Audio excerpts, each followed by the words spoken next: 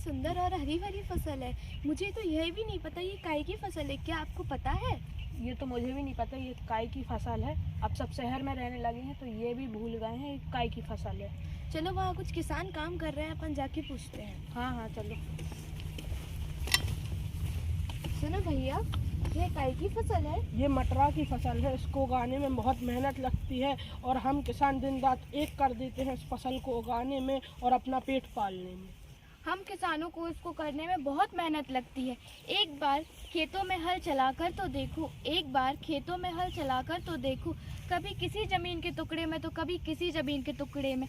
एक बार अनाज उगाकर तो देखो, एक बार अनाज उगाकर तो देखो, कभी जून की धूप में तो कभी दिसंबर की ठंड में, कभी जून की धूप में तो कभी दिसंबर की ठंड में। एक बार खेतों में आकर तो देखो, एक बार खेतों में आकर तो देखो।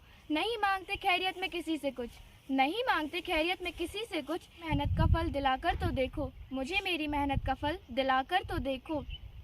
एक बार फिर से सोने की चिड़िया बन जाएगा मेरा भारत देश, एक बार फिर से सोने की चिड़िया बन जाएगा मेरा भारत देश।